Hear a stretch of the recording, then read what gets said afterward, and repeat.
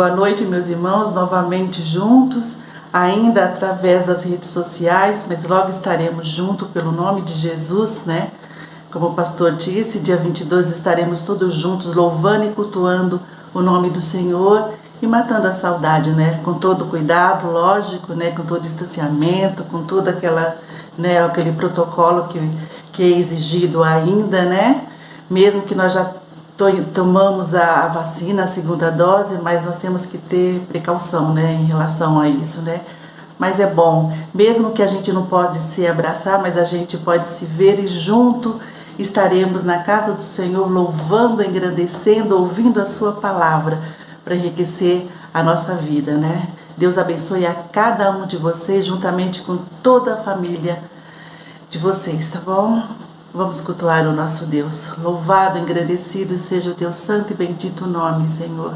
Obrigado, meu Deus, por mais um dia de vida que o Senhor nos concede.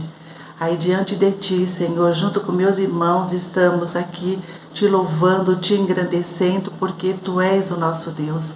Um Deus amoroso, um Deus que cuida de nós, um Deus que nós sentimos o teu amor e o teu cuidado envolvendo as nossas vidas. Receba esse culto de gratidão, Senhor, que só o Senhor é merecido, pelo tão grande amor que o Senhor nos dá através do seu Filho Jesus Cristo, no poder do Santo Espírito, Senhor. Eu te louvo, eu te amo, eu te adoro. Receba, Senhor, a nossa adoração pelo nome santo e poderoso do único Senhor e Salvador da nossa vida, o Senhor Jesus. Amém. Salmo 29, 1 e 2. Atribua ao Senhor, ó seres celestiais, atribua ao Senhor glória e força, atribua ao Senhor a glória que seu nome merece. Adore o Senhor no esplendor do seu santuário. Amém.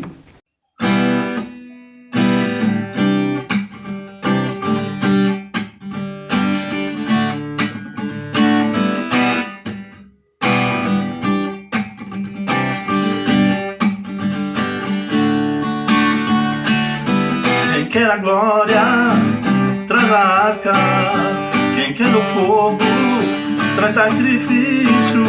Quem quer a vida, que suba a cruz. Quem deseja o favor do rei, toque na ponta do altar. Quem mais poderia te livrar e mudar tua sorte de uma vez?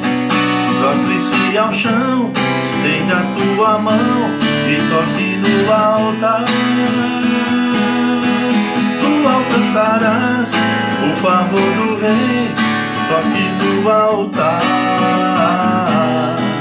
Tu alcançarás o favor do rei, toque no altar.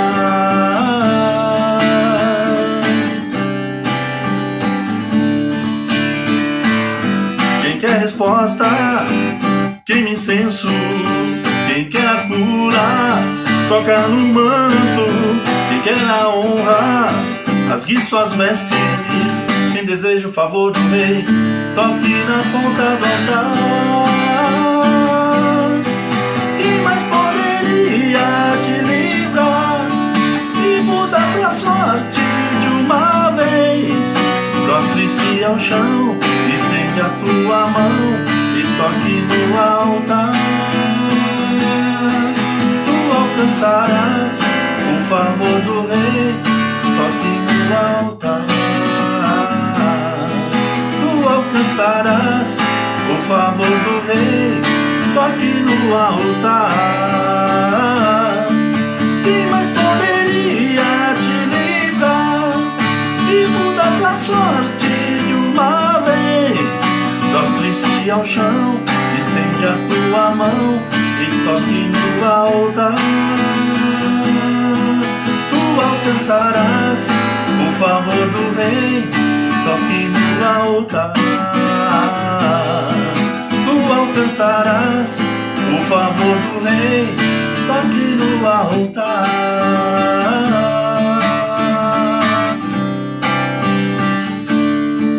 Toque no altar.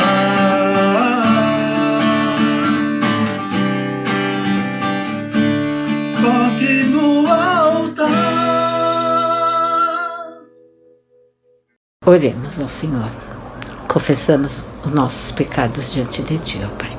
Pai querido, Deus de amor, Deus de infinita misericórdia, nós Te agradecemos, ó Pai, por estarmos reunidos novamente, ó Pai, diante de Ti, na certeza da Tua presença, ó Pai. Nos prostramos, ó Pai, diante de Ti, confessamos, ó Deus, os nossos pecados, ó Pai. Somos pequenos, falhos, pecadores, ó Pai, precisamos de Ti, ó Pai. Perdoe, ó Pai, os nossos erros, as nossas falhas, ó Pai. Perdoe, ó Pai, a nossa insegurança, ó Pai. Ser com as nossas vidas, ó Pai, com a vida de todos os nossos irmãos, ó Pai, que neste momento clamam a Ti pelo Teu perdão, ó Pai. Nós rogamos, ó Pai amado, pela Sua misericórdia, que o Senhor perdoe o pecado das nossas vidas, ó Pai, o pecado que cometemos, ó Pai amado. Somos pequenos, somos falhos, ó Pai. E nós cremos na Sua misericórdia e no Teu amor, ó Pai. Por isso que nós Te buscamos em espírito, ó Pai amado, em adoração a Ti, ó Pai, pedimos o Seu perdão, ó Pai. Perdoe, ó Pai, os meus pecados, ó Pai, o pecado da minha casa. Perdoe, ó Pai, o pecado, Pai amado, da nossa igreja, o pecado, Pai, dos nossos irmãos que confessam a Ti próximo diante de Ti, ó Pai. Nós Te pedimos, ó Deus, e nós Te agradecemos, em nome e por amor do Teu Filho amado Jesus. Amém, Senhor. Graça e paz, meus amados irmãos. Queridos, hoje nós vamos interceder especialmente pelos nossos irmãos cristãos messiânicos. Quem são os cristãos messiânicos? São os cristãos de Israel que reconhecem que o Senhor Jesus é o Messias. Esses irmãos têm sofrido perseguição, né? Sempre quando um judeu se converte, ele sofre tremenda perseguição. Assim como os islâmicos convertidos, os judeus também perseguem muito aqueles que se convertem. E recebemos a informação que cristãos messiânicos têm sido ameaçados, têm sido afrontados em público pelos radicais Gur Hassidim. Quem são os Gur Hassidim? São judeus religiosos estritamente observadores, são os ultra-ortodoxos. Esses ultra-ortodoxos têm perseguido muito os nossos irmãos messiânicos. Recentemente foi escrito em uma calçada de um irmão cristão messiânico o seguinte dizer: a missão é uma tragédia para o povo judeu. Então, isso tem encorajado, fomentado para que jovens cuspam em público, insultem o nome de Jesus em público, quando eles encontram esses cristãos messiânicos. Eles têm tirado foto, eles têm ido em reuniões, eles têm identificado quem são eles e têm realmente perseguido, afrontado, né? Então, os nossos irmãos lá de Arad, que é uma cidade do sul de Israel, onde isso tem acontecido de uma forma muito ostensiva, pedem para que nós estejamos a interceder por eles, para que eles tenham sabedoria, paciência, longanimidade para responder a esse tipo de assédio com amor, com os olhos de Cristo, para que o nome de Jesus seja glorificado através disso. Que o Senhor tenha misericórdia desses ultra-ortodoxos e que o Senhor abra os olhos espirituais deles para que eles reconheçam que Yeshua, Jesus, é o verdadeiro Messias, é o Messias esperado. E que eles possam pedir, se arrepender desse pecado de insultar o nome do Senhor Jesus, o verdadeiro Messias, aquele que haveria de vir. Então vamos orar, irmãos, intercedamos por esses irmãos nossos, em nome de Jesus. Deus bendito e eterno Pai, em nome do Senhor Jesus, nós glorificamos o Teu nome, Deus Pai, Deus Filho, Deus Espírito Santo, e queremos colocar diante do Teu altar a causa dos nossos irmãos messiânicos que estão lá em Israel, Senhor, pedindo para que a Tua mão de poder seja sobre a vida deles, que o Senhor possa protegê-los, que o Senhor possa guardá-los, que o Senhor dê bom ânimo, que o Senhor dê coragem, que o Senhor dê alegria, alegria do Espírito Santo, força. Como eles pediram, ó Pai, para que nós intercedêssemos, concede a eles que eles tenham paciência, longanimidade, estratégia, sabedoria para lidar com esse tipo de perseguição que eles têm sofrido, Senhor, pelos ultra-ortodoxos. Em nome de Jesus, abençoe esses irmãos, ó Pai, dando a eles isso, como temos te pedido, Pai, essa sabedoria, essa longanimidade, para que eles possam responder com os olhos do Senhor Jesus, para que toda cilada, toda arma de Satanás, tudo aquilo que Satanás tem feito contra este povo para matar, roubar, destruir, enganar, iludir, que isso possa cair por terra e que esses ultra-ortodoxos, ó Pai, desde os mais velhos aos mais jovens, possam ver o Teu poder, possam reconhecer o Senhor Jesus como Ele verdadeiramente é, o Messias prometido. Senhor, derrama do Teu amor, derrama da Tua graça, que esses perseguidores sejam quebrantados, sejam, Senhor, tocados, sejam realmente, Pai, atingidos pelo Teu poder, pela Tua graça, pelo Teu amor, pela Tua graça irresistível, e que eles possam, ó Pai, cessar com essa perseguição. Senhor, faz uma obra, Pai, de salvação maravilhosa no meio desse povo, pelo qual nós clamamos, no nome do Senhor Jesus. Amém. Amém. Amém, Jesus.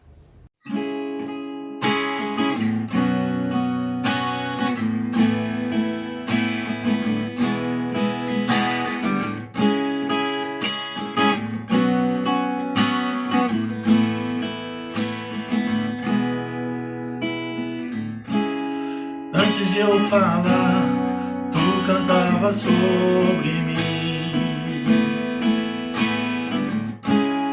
Tu tens sido tão, tão bom pra mim. Antes de eu respirar, sopraste tua vida em mim. Tu tens sido tão, tão bom.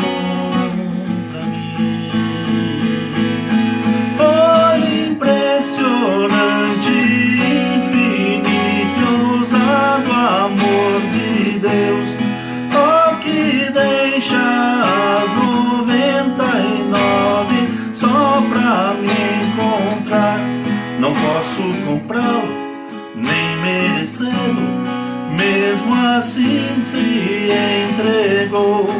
Oh, impressionante, infinito e ousado amor de Deus.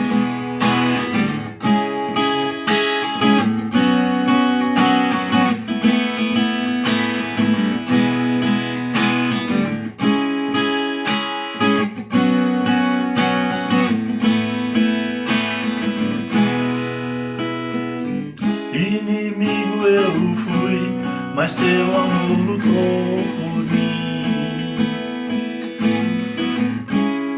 Tu tens sido tão, tão bom pra mim.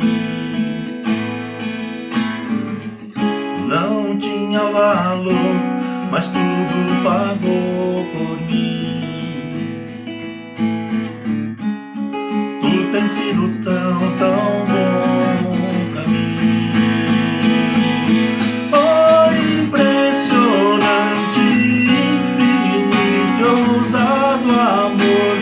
Deus, porque deixas 99 só pra me encontrar. Não posso comprá-lo, nem merecê-lo, mesmo assim se entregou. Oh, impressionante, infinito e ousado amor de Deus.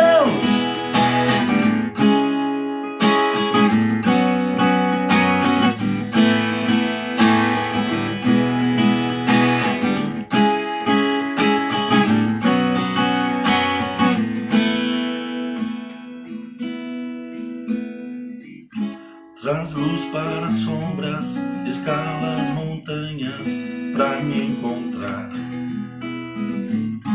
Derruba as muralhas, destrói as mentiras pra me encontrar. para ondas, escala as montanhas pra me encontrar.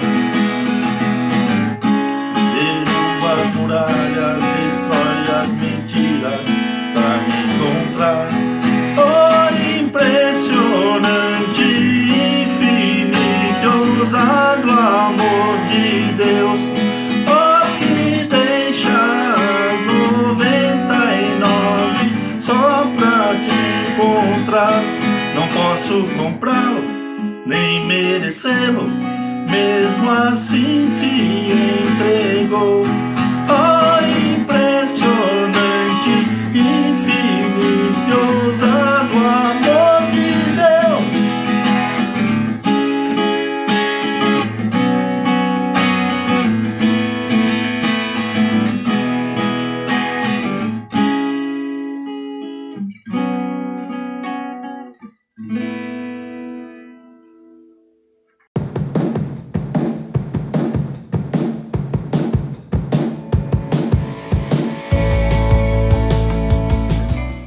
Com alegria, espírito de celebração e o cuidado necessário, estamos retornando com nossas atividades presenciais.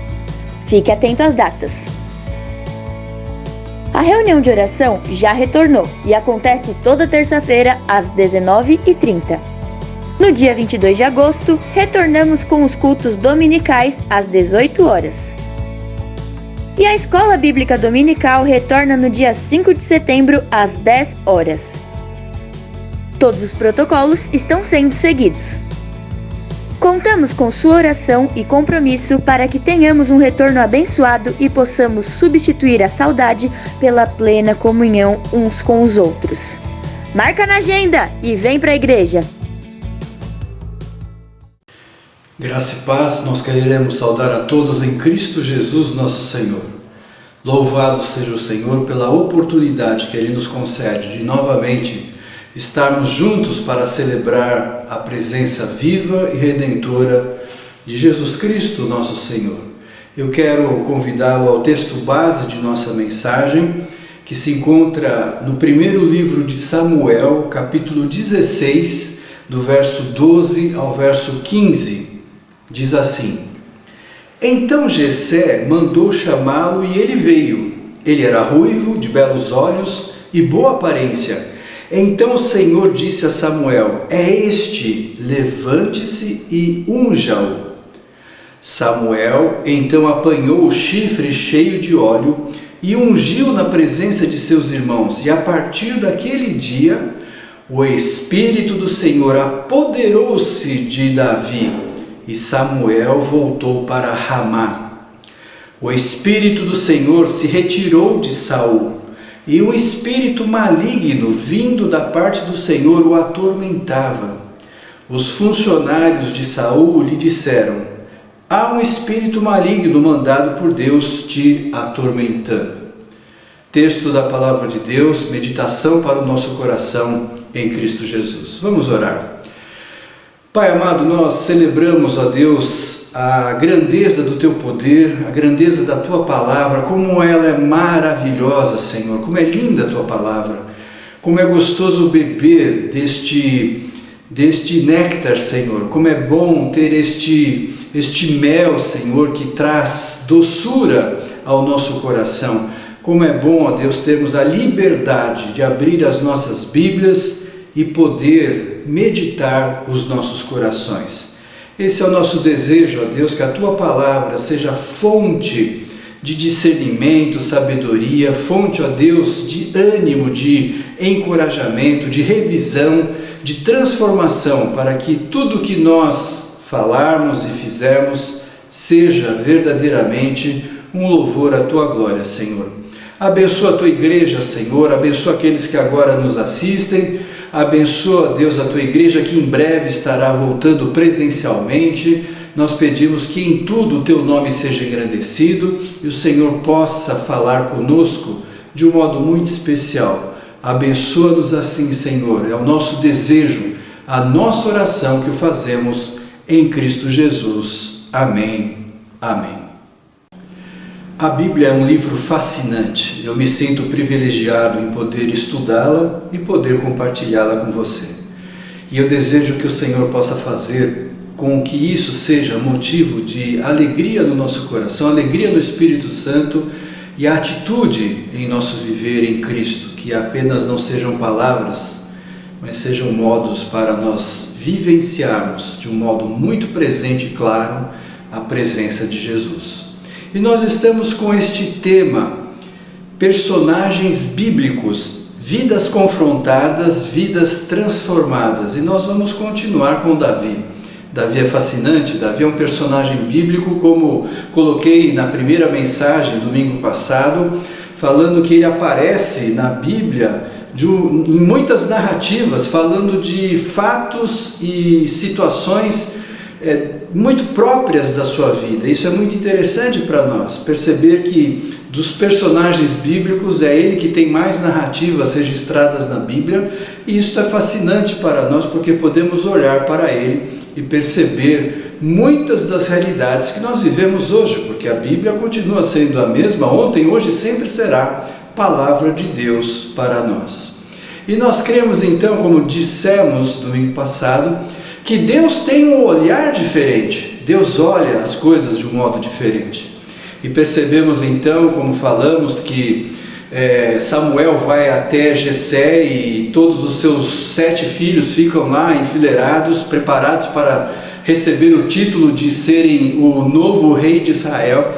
E então o caçula, lembra do caçula? O caçula é trazido, e o texto que nós acabamos de ler no início desta mensagem diz isto: é ele, pode ungir, porque este jovenzinho de nome Davi, e eu disse que o nome dele não aparecia, então aparece o nome de Davi para mostrar que Deus tem um olhar diferente, porque Deus disse, ele não vê com os nossos olhos a aparência, mas ele vê o nosso coração. Que coisa maravilhosa, que coisa bendita nós sabemos que somos alvo de um olhar diferente de Deus. E é nesse sentido então que nós queremos continuar esta jornada, essa trilha de olhar para a vida de Davi de um modo fascinante do que Deus está fazendo, e entender um pouco melhor as profundezas do que Deus faz. E a sua palavra nos diz situações e realidades que nós precisamos também aprender a viver e colocar em prática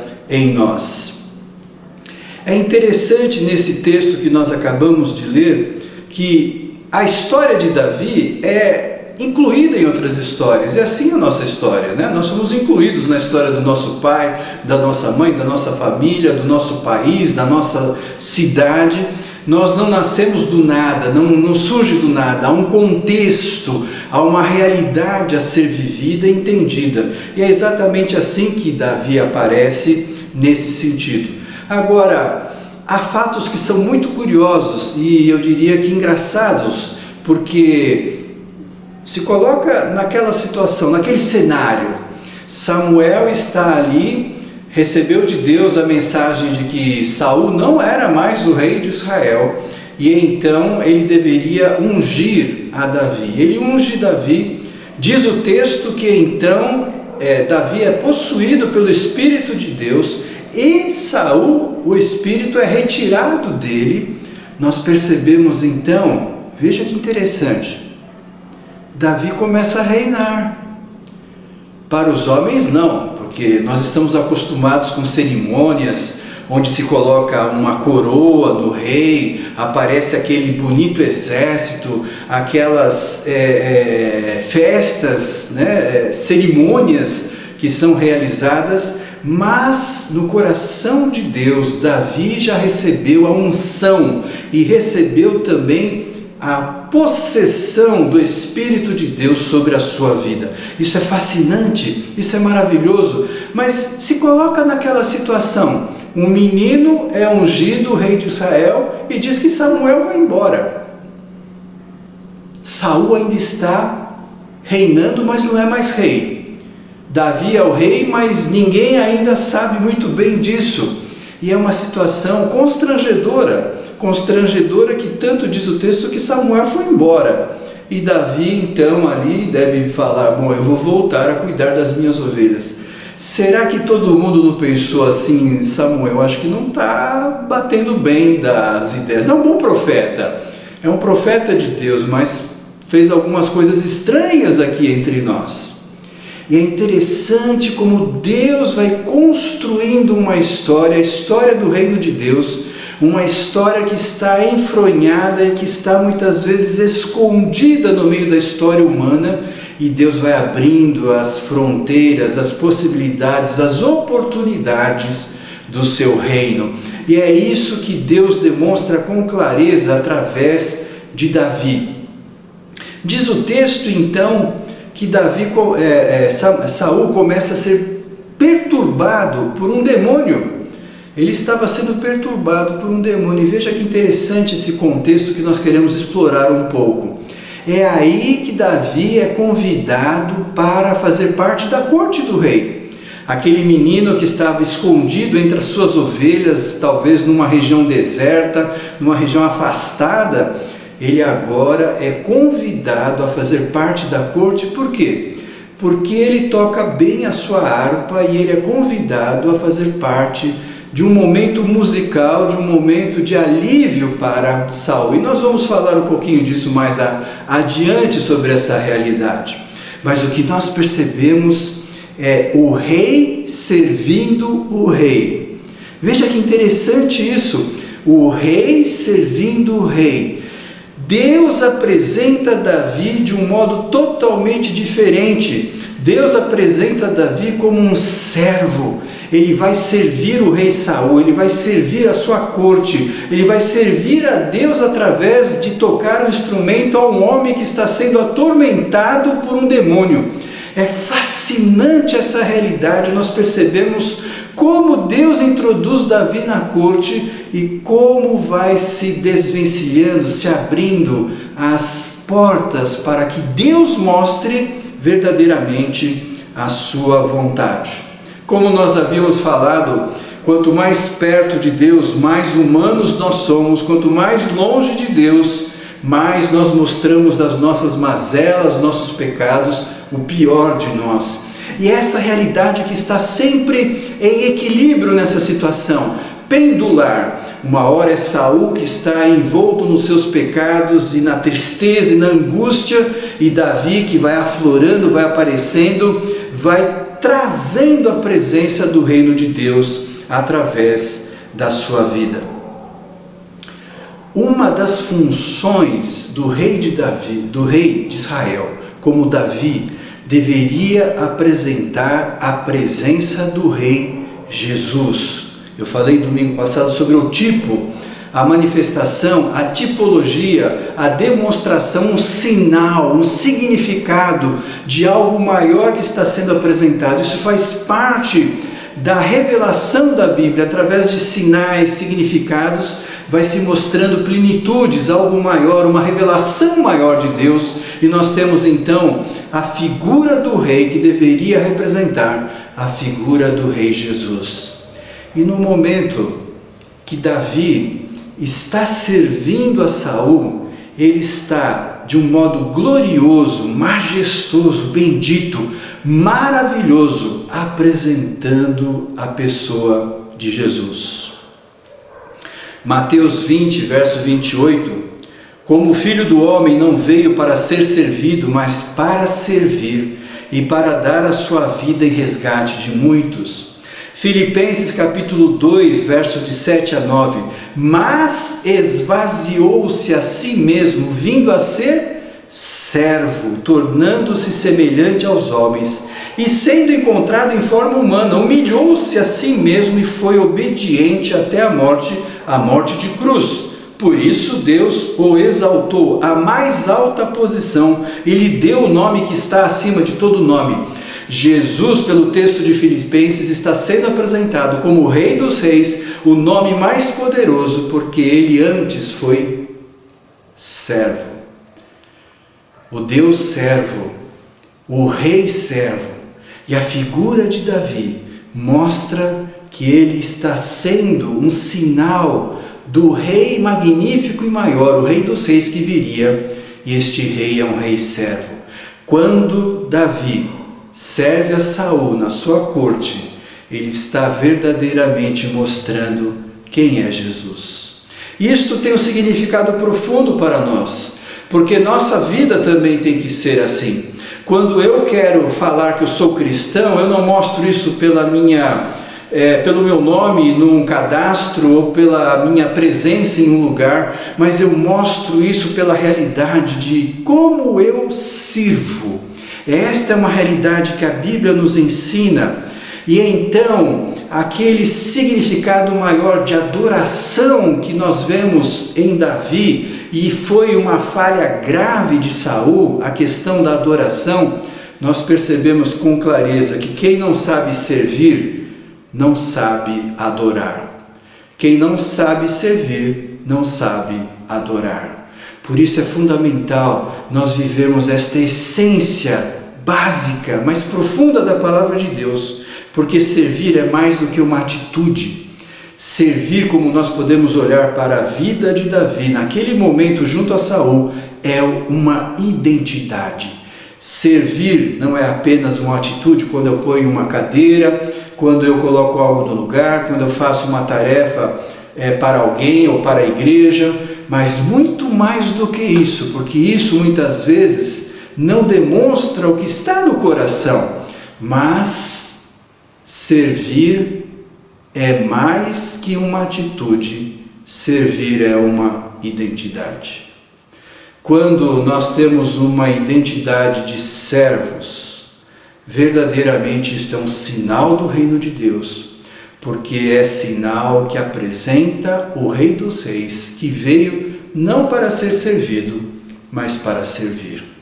E eu quero convidá-lo então a refletir a nossa vida diante de Deus. Servir em minha vida, em sua vida, tem sido uma atitude que em vez em quando eu demonstro para os outros, ou tem sido uma identidade de ser uma nova criatura, um novo ser, um servo que serve porque ama o Senhor, o Rei eterno, o Rei dos Reis. Que o Senhor nos esclareça isso, nos dê atitude, inteligência e capacidade e a visão espiritual de compreender a dimensão desse texto tão belo e maravilhoso, que é tão inusitado, estranho, até engraçado, mas que mostra um rei servindo o rei. Que o Senhor possa nos ensinar assim a servir ao Rei Jesus. Nós estamos falando sobre rei. Você sabia que a Bíblia diz que nós vamos reinar com Cristo e vamos julgar todas as nações da terra? Você lembra desse texto? Procure na Bíblia, localize ele e você vai ver que lindo e maravilhoso é esta palavra de Deus. Mas como é tremendo, com temor e tremor eu leio isso e verifico o quanto eu sou pequeno, falível, restrito, limitado, e quanto eu preciso aprender mais a viver com o Senhor Jesus. E essa é uma realidade que eu quero também explorar com você nesse momento. Saul era uma boa pessoa. A Bíblia não trata ele como sendo um inimigo de Israel, ou sendo uma pessoa contrária a determinadas regras e leis que o povo tinha. Isso vai acontecer com bastante frequência, e quando ele então é destituído da sua condição de rei, cada vez mais há uma decadência na vida de Saul e do seu reinado, que já havia acabado inclusive. Mas nós percebemos que enquanto ele estava no Senhor, ele era uma boa pessoa. Ele chamava o povo de Israel para o combate e o povo se unia com ele e eles iam e alcançaram grandes vitórias, grandes conquistas. Ele liderou bem o povo, ele fez um belo trabalho junto ao povo de Israel. Quando houve um grupo que era contrário a ele, uma oposição que não gostava dele e disse que não queria estar com ele, ele poderia ter mandado matar aqueles homens, ele teria até o direito de fazê-lo, mas ele os poupa, ele os preserva, ele mostra um coração humilde. É interessante, Saul é uma pessoa também extremamente complexa, nós não podemos simplesmente fazer algumas analogias como são feitas, isso é bom, isso é ruim. Há em Saul tanto o bom quanto o ruim, como também você sabe muito bem na história de Davi que há o bom e há o ruim. Volto a dizer, quanto mais perto de Deus, mais humanos nós somos, quanto mais afastados de Deus, mais iníquo, mais contrários, mais mazelas e pecados são demonstrados através de nós. E isso claramente é apresentado na vida de Saul, mas há fatos importantes, porque há 2 pecados que são registrados na Bíblia, 2 situações de conflito, de desavença, de desobediência que Saul faz diante de Deus. Eu vou ler uma delas que se encontra em 1 Samuel, primeiro livro de Samuel 13, do verso 11 a 13. E perguntou-lhe Samuel: o que você fez? Saul respondeu: quando vi que os soldados estavam se dispersando e que você não tinha chegado no prazo estabelecido e que os filisteus estavam reunidos em Miquimás, pensei, agora os filisteus me atacarão em Gilgal, e eu não busquei o Senhor, por isso senti-me obrigado a oferecer o holocausto. Disse Samuel: você agiu como tolo, desobedecendo ao mandamento que o Senhor seu Deus lhe deu. Se você tivesse obedecido, ele teria estabelecido para sempre o seu reinado sobre Israel. O que fica claro nesse texto, que é tão belo também, complexo em tudo que nós podemos extrair dele, é que para Saul, Deus não é mais um fim, Deus é um meio. E hoje é muito interessante como nós estamos vivendo um tempo de Saul. As pessoas falam muito de Deus, falam muito de oração, falam muito de Bíblia, falam muito de igreja, mas você percebe exatamente isso. Deus não é um fim, Deus é um meio. Deus é um meio para eu alcançar a bênção, Deus é um meio para eu me proteger do mal, Deus é um meio para eu fazer as minhas coisas acontecerem, Deus é um meio, Deus não é um fim. É esta realidade que aparece na vida de Saul. Deus se torna um meio quando não há intimidade com Deus. Deus se torna um meio quando nós não temos mais a obediência a Deus. Deus se torna um meio quando Deus não é mais soberano sobre a minha vida, quando Ele não é o Senhor, o Rei eterno sobre mim. E uma coisa que Saul então esqueceu é de olhar para Deus e verificar que Ele é o Rei dos Reis, o Senhor dos Senhores, mas agora ele está olhando para o mundo, para as situações. Eu olhei para os filisteus, eu olhei para os meus soldados, eu olhei para essa situação, eu olhei que você não chegou quando você disse que ia chegar. Então são aquelas pessoas que ficam olhando os outros. É uma visão espiritual horizontal. Eu vejo os outros, eu vejo como os outros são. E os outros passam a ser o meu modelo e não mais o modelo celestial do Rei eterno, Deus vivo e poderoso, mas sim aquilo que os outros fazem. Você não vai guardar a cadeira? Eu também não guardo. Você não vai ajudar a pegar? Isso eu também não ajudo. Não, então assim, nós vamos vivendo uma atitude espiritual que não é espiritual, é carnal, porque eu me comparo ao outro e então eu vivo uma situação de que se o outro faz assim, eu também faço, está de bom tamanho, e eu me torno, como Jesus diz, os fariseus. Há uma vida religiosa profícua, profunda, que se realiza, que faz muita coisa acontecer, é bonito.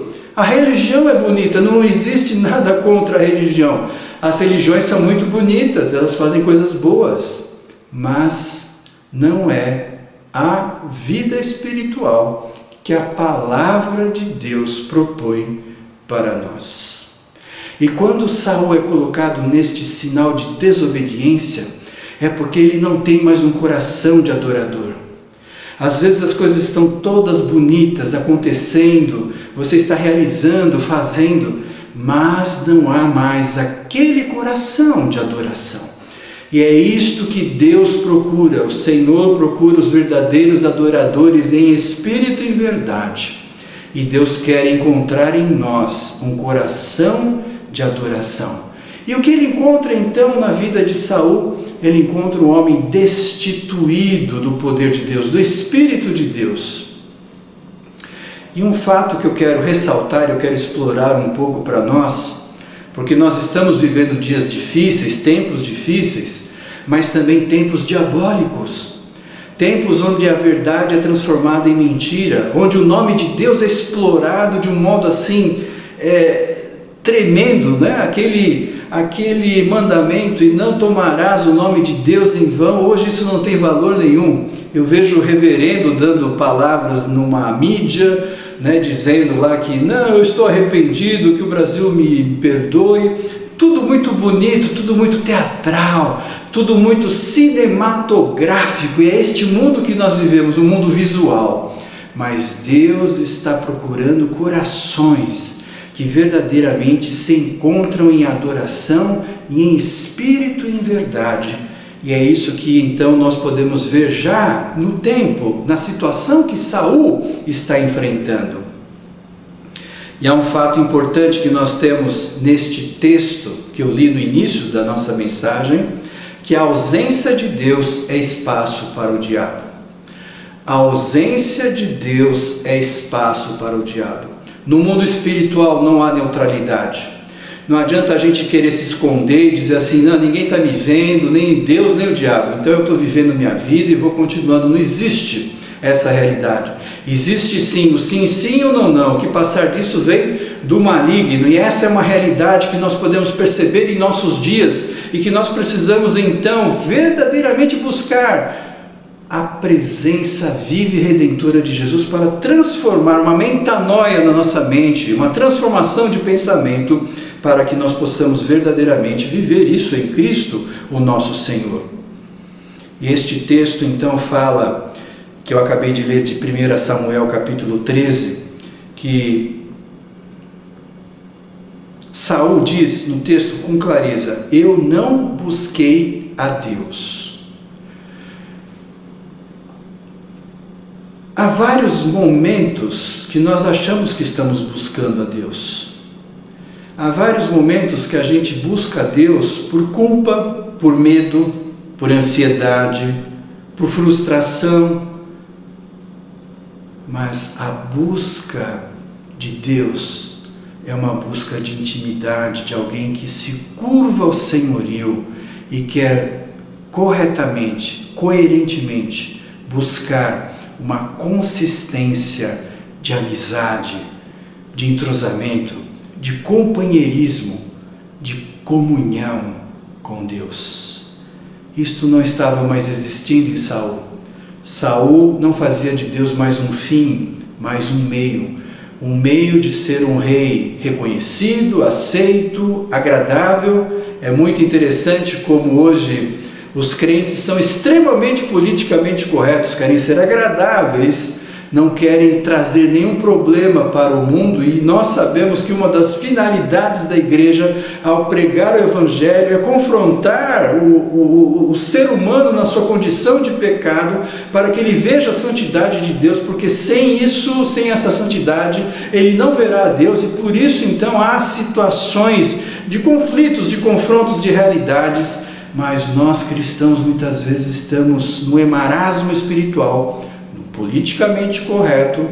Nós somos amáveis, agradáveis a todos, e é isso então que tem mostrado e forjado o caráter e a identidade do cristianismo atual, e que se nós não nos arrependermos e fizermos profundamente uma revisão de vida, nós estaremos em pecado diante de Deus. Eu não busquei o Senhor, conforme Saul disse a Samuel. E essa é uma realidade que nós temos que entender, que o pecado é o motivo pelo destronar de Saul. Saul não perdeu o seu reinado porque Deus o quis. Saul perdeu o seu reinado porque ele estava no controle de todas as coisas da sua vida, e esse controle o levou a se afastar de Deus e não viver mais embaixo do Senhor, do seu senhorio, e isso trouxe prejuízo e consequências muito claras na vida de Saul, e que nós podemos perceber através do Senhor. Quando nós estamos em pecado, isto é mostrado pela vida de Saul, esta é uma lição que nós precisamos aprender. Quando nós estamos em pecado, nós passamos o direito, não mais a Deus, mas o direito a Satanás de cuidar da nossa vida, de nos infernizar, de trazer prejuízos para nós, para a nossa existência, para a nossa vida e para a vida de muitos outros que estão ao nosso redor. Isso acontece com Saul. Esse texto é fascinante, é hilário, mas é fascinante e estranho. Diz o texto que há um demônio que está o quê? Trazendo prejuízo, atormentando Saul. E o que a sua corte diz? Saul, você precisa ir consultar Deus, Saul. Saul, se tem um demônio te infernizando, é porque você está em pecado, Saul. Você tem que se reencontrar com Deus, você tem que se humilhar diante de Deus, você tem que se arrepender, você tem que pedir e confessar o seu pecado e pedir perdão ao Senhor. Ninguém faz isso. Ao contrário, a religião passa maquiagens para achar que há uma solução alternativa. Tem um rapazinho que toca a harpa como ninguém, e ele pode então ajudar a amenizar, a trazer tranquilidade a você, Saul. Você está muito intranquilo, seu coração está muito afoito, você está com muito prejuízo no seu coração. Ele vai tocar umas músicas suaves, uns mantras, você vai se sentir assim num êxtase, você vai ficar bem, Saul. E é isso que acontece. Foi a maneira como Davi foi introduzido na corte de Saul. Isso é fascinante, é maravilhoso. E então Davi é chamado para tocar. Era a música de Davi que era especial? Era o instrumento dele que era especial? O que fazia aquele demônio parar de agredir Saul era a presença de Davi. Davi era um homem ungido por Deus e cheio do Espírito de Deus. E isto então fazia com que aquele demônio não estivesse mais atormentando a Saul. Não era sua música, não era seu instrumento. Eu já ouvi até palestra de gente que falava do tipo da música que Davi tocou para acalmar aquele demônio. Acho que tem alguns crentes aí tentando fazer um ritmo para fazer demônios dormir, talvez, alguma coisa assim, né? Vamos chegar lá futuramente.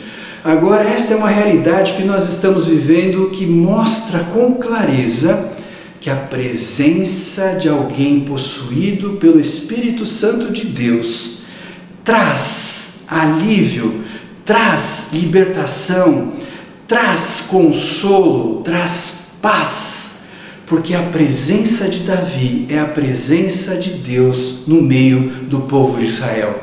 E é essa lição que o povo deveria tirar, de ver Davi trazendo aquela presença de Deus junto a ele, e você começa a perceber o crescendo da vida de Davi, do seu ministério, das suas atividades e principalmente do seu reinado, através da presença de Deus em Davi. Esse é um fato maravilhoso que nós percebemos. E nós temos que aprender a verificar a batalha espiritual que acontece nesse texto. É um texto que fala de batalha espiritual. E o crente hoje muitas vezes se deixa se contaminar pelo mundo porque ele não consegue ver com olhos espirituais a realidade. São fakes, são mentiras, são palavras, são fatos, são ausências que mostram que nós não estamos percebendo a questão espiritual, mas estamos vendo as questões simplesmente horizontais em nosso meio. E essa é uma realidade que nós precisamos ver. Romanos capítulo 8, verso de 5 a 8. Quem vive segundo a carne tem a mente voltada para o que a carne deseja. Mas quem de acordo com o Espírito tem a mente voltada para o Espírito, deseja. A mentalidade da carne é morte, mas a mentalidade do Espírito é vida e paz. A mentalidade da carne é inimiga de Deus, porque não se submete à lei de Deus, nem pode fazê-lo. Quem é dominado pela carne não pode agradar a Deus. Este texto de Romanos, e eu vou ler só a última parte, quem é dominado pela carne não pode agradar a Deus. Quem é Saul não pode ser Davi. Quem vive na carne não pode ser cheio do Espírito Santo. Quem vive o pecado e só passa uma maquiagem, mas continua com o pecado, demonstra com clareza que não pode ser um homem conforme o coração de Deus. E é isso que a palavra nos ensina, esse sim, sim e este não, não, porque o que passar disso vem do maligno, mas nós temos muita criatividade, muita forma de tentar forjar e transformar isso, mas Deus conhece verdadeiramente o coração de Saul e o coração de Davi. Demônio atormentava Saul, Davi tocava, mas não era a música dele, que era mágica, nem seu instrumento. Mas a presença de Davi representava o Rei dos Reis. E aonde Deus está, aí há liberdade. Veja que interessante, que quando o crente vive Jesus, na sua vida vai se demonstrando as clarezas e as realidades do reino de Deus. O reino vai se manifestando, porque o Rei dos Reis está presente. O reino está onde o rei está presente. E essa é uma realidade de vida que nós precisamos aprender. O reino está presente onde o rei está. Então nós precisamos viver a presença do rei, porque tudo que nós fizermos, a planta do nosso pé pisar, o que realizarmos e falarmos e vivermos, será a expressão do reino de Deus. Eu queria falar algo muito impressionante que na minha caminhada de fé eu tenho visto e me preocupa grandemente essa situação. Em vida de pessoas, em vida de famílias, em vida de igrejas, que são ciclos demoníacos, sim, ciclos demoníacos, de tempo em tempo, porque aquela pessoa, aquela família, aquela igreja vive em situações que não são tratadas espiritualmente, não são confessadas, não são arrependidas, não são buscadas na profundidade do perdão de Deus, são cíclicas. Você vê igrejas que têm desavenças, problemas de relacionamento, passa um tempo, acontece de novo, passa um tempo, acontece de novo. E assim fica ciclos, pessoas que vêm e vão, pessoas que saem machucadas, pessoas que ficam machucadas, e não são tratadas pelo Espírito Santo, porque a mentalidade carnal é a seguinte: não, mas a gente passa o tempo, a gente se resolve. Não é verdade. No mundo espiritual, o tempo não é fator espiritual. O tempo é fator para mostrar o ciclo demoníaco que acontece muitas vezes entre nós. 2 Coríntios, capítulo 2, verso 10 e 11, diz assim: se vocês perdoam alguém, eu também perdoo. E aquilo que perdoei, se é que havia alguma coisa para perdoar, perdoei na presença de Cristo, por amor a vocês, a fim de que Satanás não tivesse vantagem sobre nós. Eu vou ler de novo, a fim de que Satanás não tivesse vantagem sobre nós, pois não ignoramos as suas intenções. Paulo está falando para a igreja, não está falando para o mundão, não está falando lá para o drogado, para a pessoa que está se prostituindo, para a pessoa que está consumindo a sua vida em vícios, em pecados. Paulo está falando para a igreja: olha, se vocês não viverem este perdão com clareza e profundidade espiritual, diz o texto, nós sabemos que há uma vantagem que Satanás quer tirar da igreja. Essa é uma realidade profunda que nós percebemos com clareza que aconteceu na vida de Saul. Saul ignorou seus olhos espirituais. O texto que eu li, Saul não buscou a Deus. Muitas vezes nós somos assim, vivemos uma religiosidade muito sadia, muito boa, e as pessoas muitas vezes nos admiram por isso. Mas eu preciso mostrar, não para os outros, mas que eu estou como uma nova criatura em Cristo Jesus. Porque a partir disso, o exterior vai demonstrar o interior. 2 Coríntios 4,4 diz assim: o Deus deste século, Satanás, cegou o entendimento dos incrédulos para que lhes não resplandeça a luz do Evangelho da glória de Cristo. Esse texto é muito usado para os pagãos, para os não crentes, para os não cristãos, ou para aqueles que não tiveram uma experiência com Cristo, mas novamente Paulo está escrevendo para uma igreja, e eu entendo com clareza que incrédulos aqui pode ser qualquer um. Pode ser um incrédulo pagão, ignorante, que não conhece a Jesus, mas pode ser um incrédulo que já conheceu a Jesus e agora mantém um coração de incredulidade, porque ele prefere muito mais viver o mundo do que viver os valores do reino de Deus. E é isso com clareza que nós percebemos na vida de Saul.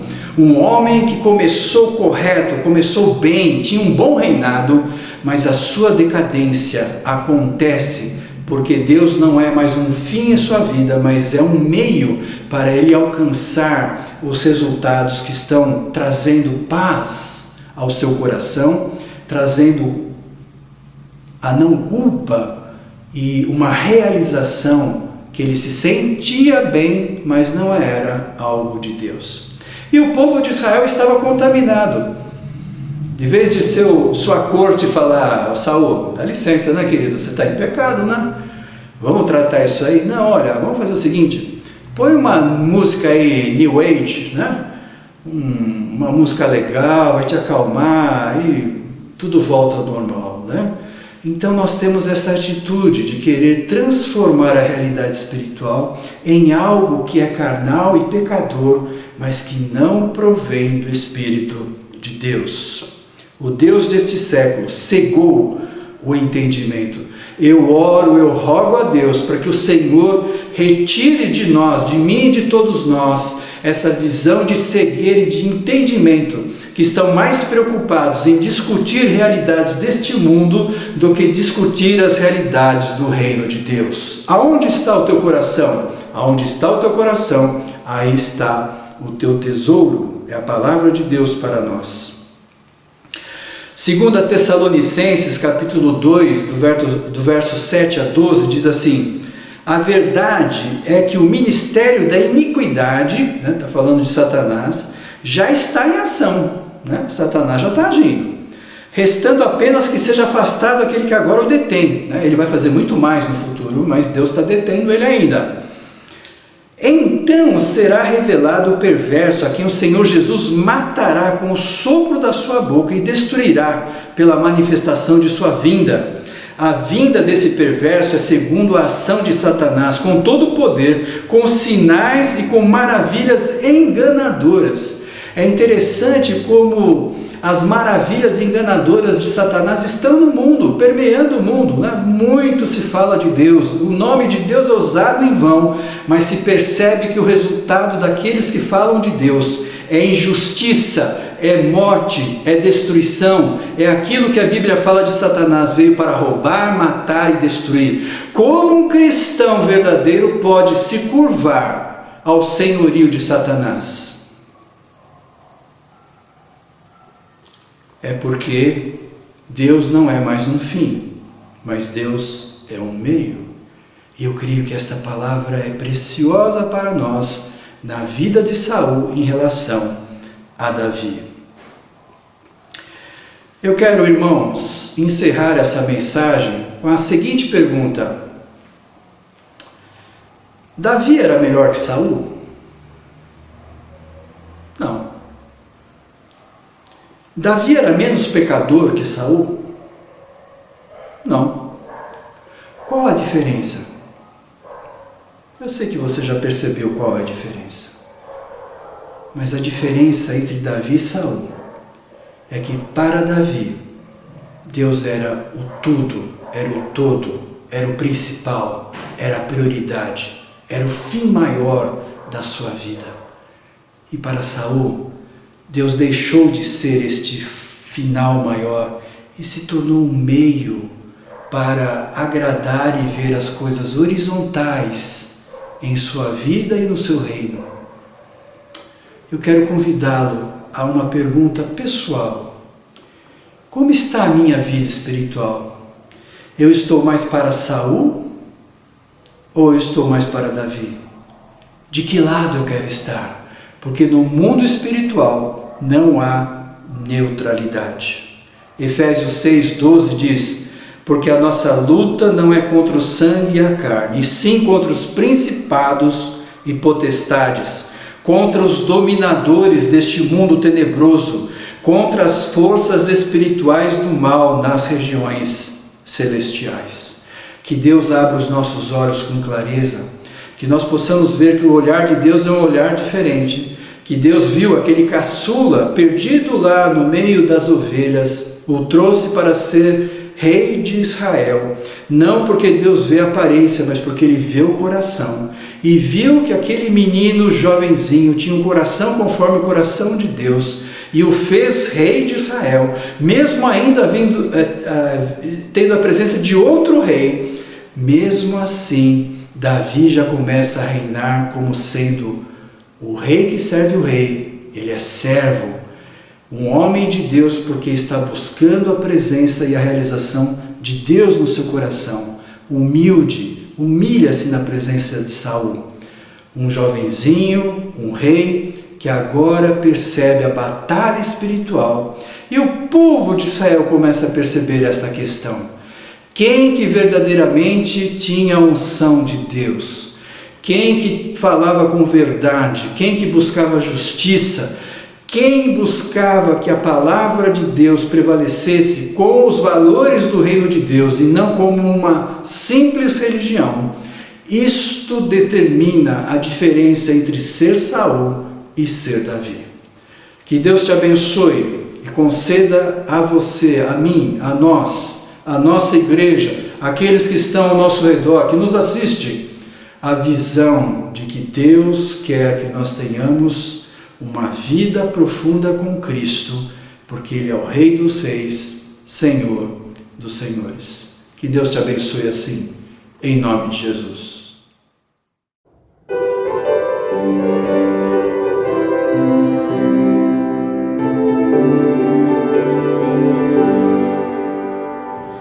Cantai a Cristo Salvador, que tanto nos amou, e para nossa salvação seu sangue derramou. Salvação, salvação, hoje temos no Filho de Deus.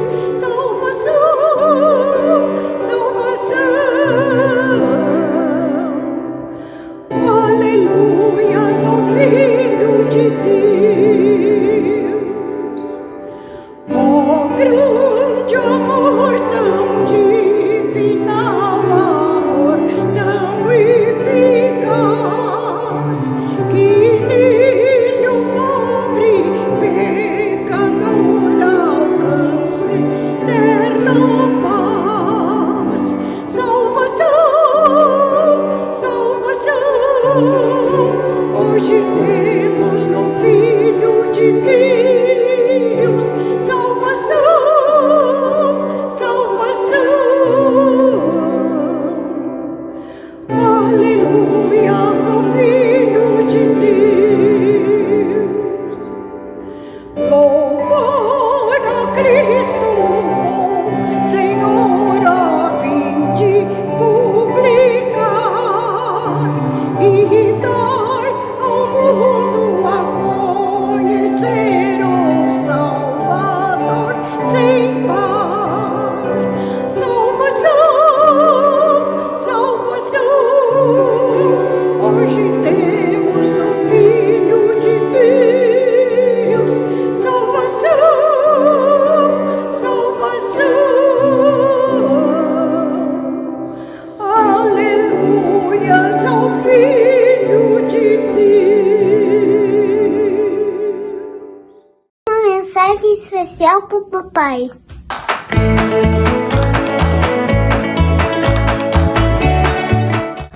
Esteja vigilante. Papai, esteja vigilante. Papai, esteja vigilante. O papai estava vigilante. Mantenha-se firme na fé. Mantenha-se firme na fé. Mantenha-se firme na fé, seja homem de coragem. Mantenha firme na fé. Seja homem de coragem. Seja homem de coragem. Seja forte e faça tudo como amor. Seja um homem corajoso, faça tudo com amor. Seja forte, faça tudo com amor. Seja forte, faça tudo com amor. 1 Coríntios, capítulo 16, 13 e 14.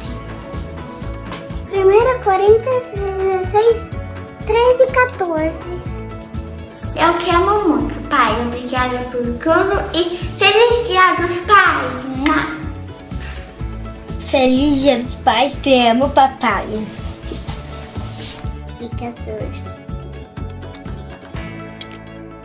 Feliz Dia dos Pais!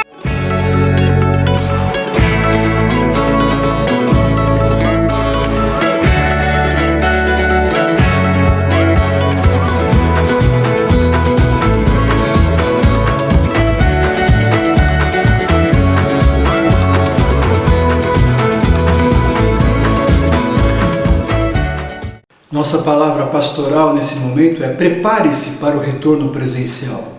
Nós em breve teremos o retorno do culto e queremos pedir que Deus nos abençoe. Voltemos com uma atitude de presença, atitude de voltar-se continuamente com o desejo de servi-lo de todo o coração, de todo entendimento, de toda a nossa alma.